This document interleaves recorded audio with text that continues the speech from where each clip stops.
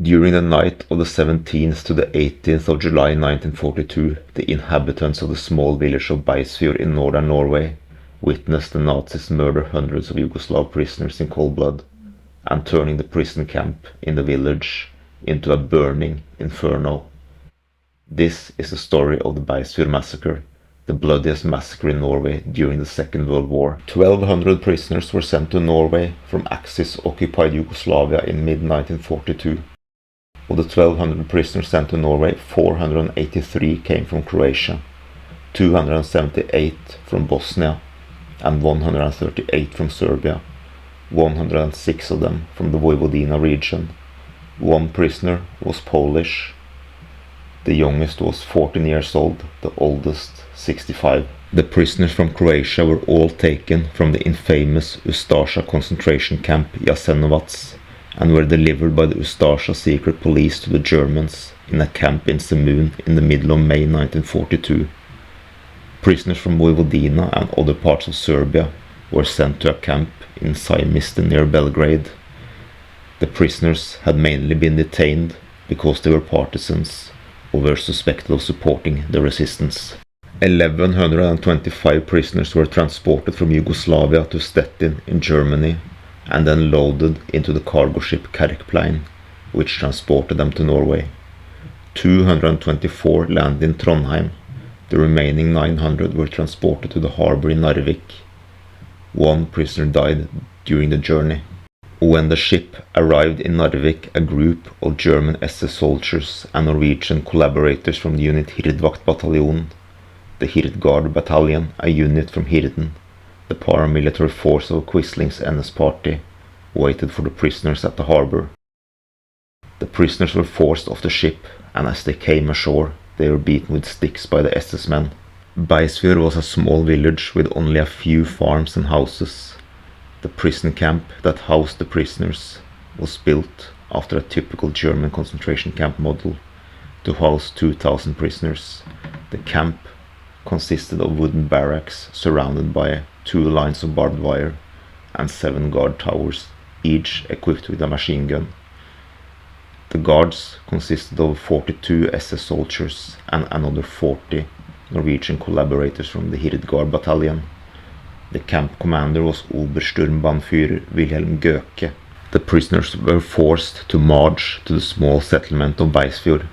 The distance was just over 10 kilometers, a few hours on foot. But for the prisoners it was a brutal journey. Many were already weakened by hunger. Some had to be carried by their fellow prisoners.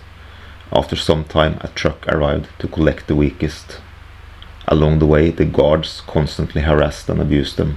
The food was barely enough to survive. In the morning the prisoners were given a cup of coffee substitute, 250 grams of bread and a small amount of margarine.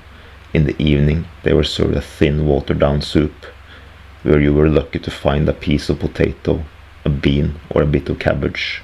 The labor was brutal. The prisoners were forced to build and maintain the camp, setting up barbed wire and making roads and paths. The worst job was cleaning the latrines, carrying human waste outside the camp. Others were sent to the river to collect sand. None of this work had any strategic value. They had not been sent to Northern Norway to build infrastructure for the Germans. They were sent there to die. In early July things got even worse as disease started to spread in the camp and many prisoners became sick.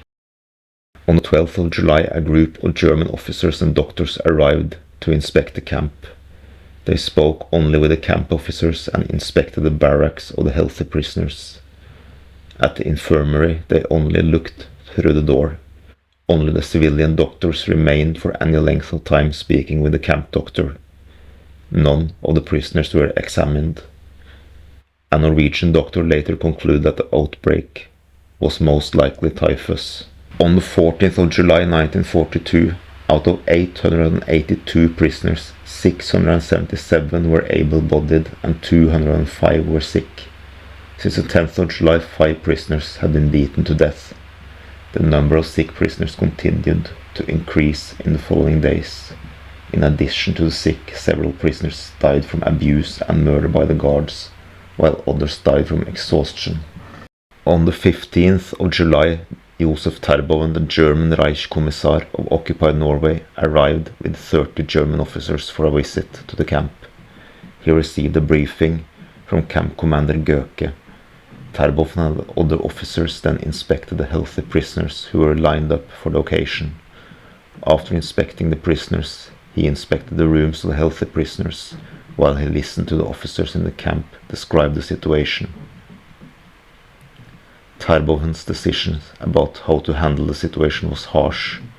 After his visit to the camp, he ordered that the sick prisoners were to be executed. On the 17th of July, out of 876 prisoners, there were 566 able-bodied prisoners and 310 were sick. Prisoners were forced to dig a big ditch outside the camp. The prisoners were not sure why they had to dig the ditch. Some prisoners thought they were digging ditches for water pipes, but some prisoners believed that they were indeed digging their own grave. At around 9 in the evening of the 17th of July, the sick prisoners were taken out of the barracks. They were led to the gravesite in groups of 20 and lined up along the ditch. At 10 p.m. the shooting began. Machine guns opened fire from the towers, the barracks and the ditch. Some local inhabitants could witness the massacre unfold from their homes. A local man, Johan Sundby, who witnessed the massacre from his house, described the events that unfolded. I saw that a hole had been made in the fence. Barbed wire had been set up from the barracks at the bottom of the camp to the gravesite. There were 2 guards in the towers instead of the usual one. The prisoners were led out of the barracks through the line of barbed wire and to the gravesite. There were 20 to 25 men in each group. The 6 guards led the prisoners to the gravesite and lined them up. When they were lined up, the guards retreated, and the man with the machine gun swept over those who were lined up. When the volley had been fired, the guards stepped forward and threw those who had not fallen into the grave, both the dead and the still living. I saw myself that several of those who had been thrown into the grave raised their hands, and some tried to jump onto the edge of the grave. The 6 guards then brought a new group of Serbs, and these, under the supervision of the 6, were set to throw soil over the prisoners who had been thrown into the grave. Soil was thrown over those who tried to come up until they fell silent. His son Arild witnessed the massacre from a small window in the attic and later recalled, "Group after group, there could be 20 people in each, were taken out and shot. Those who did not die immediately were dispatched by officers with pistols during the breaks between groups, and officers in one of the towers kept shouting something. I think it was he who led the liquidation." A local 17-year-old boy, Atle Føre, and a group of friends witnessed tragedy unfold from the distance. "When we got there, we saw a huge ditch, maybe several, I don't remember exactly. And then came the worst. They lined up the prisoners along the edge of the ditch and from the watchtower and from the roof of one of the barracks, and the Germans fired at them with rifles. People fell down, some in the ditch and some on the canvas over the ditch.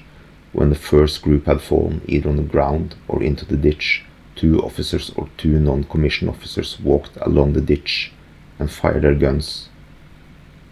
They were all probably not dead yet.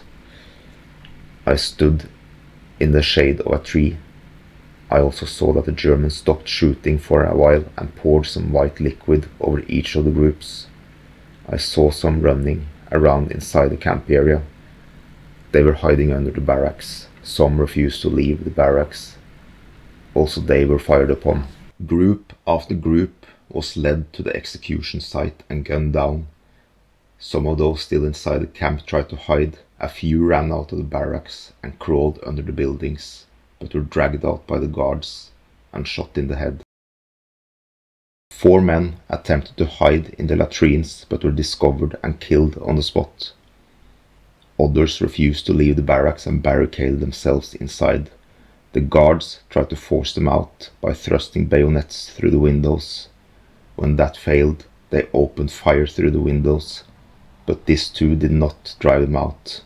In the end, the officers decided to set fire to the barracks. The soldiers poured gasoline under and on the wall of the barracks.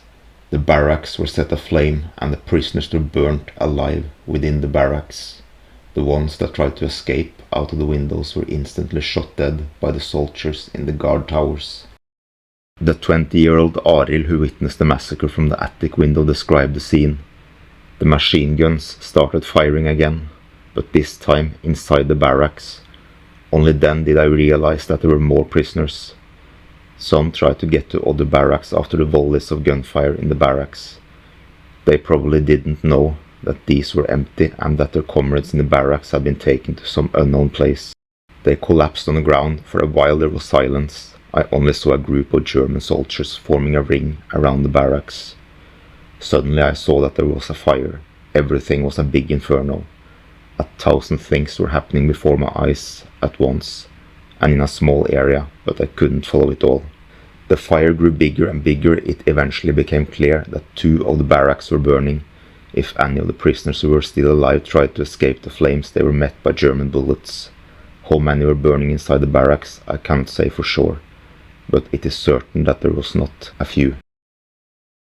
588 healthy prisoners were marched out of the camp before the shooting started and led to Bjørnfjell, where a camp would function as a quarantine. This was, however, not in any way a more fortunate fate than the ones who were massacred in Beisfjord. For many prisoners this would only delay their inevitable fate. The conditions in the Bjørnfjell camp were horrific to say the least. When the men reached a new campsite on the 22nd of July, several prisoners who were sick or too exhausted were shot by the SS guards. The prisoners had to run around the camp 6 times, and 10 prisoners who failed to do so were murdered. Such incidents happened multiple times during the stay at Bjørnfjell. In the beginning, the prisoners had to sleep on the ground. Then they had to build the camp from scratch. After 5 weeks, the prisoners were sent back to Beisfjord. 242 prisoners had died. 43 sick prisoners were shot on the way back. 346 prisoners were returned back on the 25th of August 1942 to a camp where 3 of the barracks had disappeared, leaving no doubt about the fate of their fellow inmates. By the 25th of October 1942, all the Yugoslav prisoners had left the camp. Up to this date, 748 out of the 900 original prisoners sent to the camp had died because of mass executions or the horrific conditions. Afterwards, Soviet prisoners were interned in the camp. In March 1943, the Wehrmacht took over the responsibility for the Yugoslav prisoners of war, and the conditions significantly improved.